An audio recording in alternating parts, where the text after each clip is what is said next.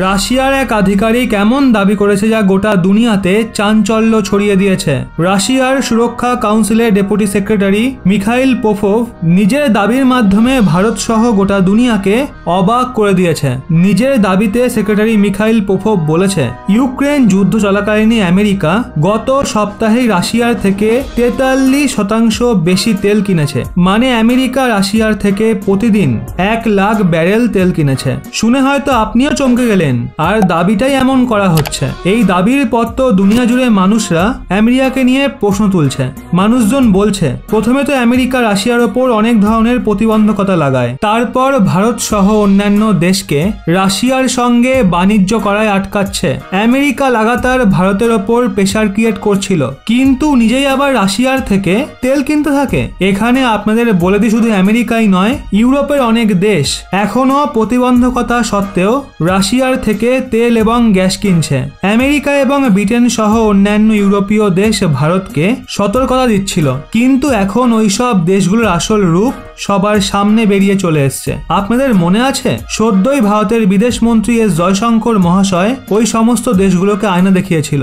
এক কার্যক্রমের দরুন বিদেশ মন্ত্রী এস জয়শঙ্কর মহাশয় বলেছিলেন, প্রতিবন্ধকতা সত্ত্বেও ইউরোপের অনেক দেশ লাগাতার রাশিয়ার থেকে গ্যাস এবং তেল কিনছে। উনি বলেছিলেন, ফেব্রুয়ারিতে যুদ্ধ শুরু হওয়ার পর মার্চে ইউরোপ রাশিয়ার থেকে 15% বেশি তেল কিনেছে।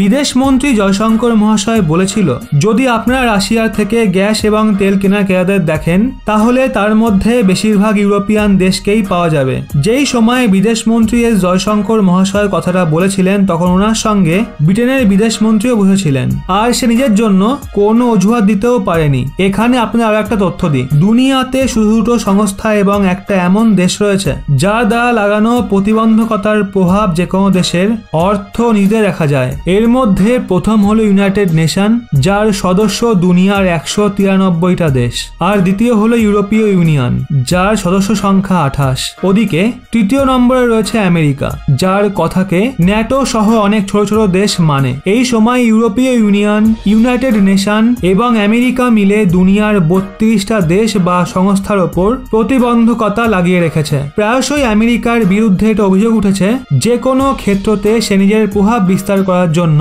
আর্থিক প্রতিবন্ধকতার সহায়তা নেয়। আমেরিকা প্রতিবন্ধকতাকে নিজের বিদেশ নীতির মতো ব্যবহার করে, কিন্তু এইবার ভারতের ওপর আমেরিকার প্রেসারের কোনো প্রভাব পড়েনি। তো বন্ধুরা, ভারতের এমন স্ট্যান্ডিং নিয়ে আপনাদের কি মতামত অবশ্যই কমেন্টে জানান।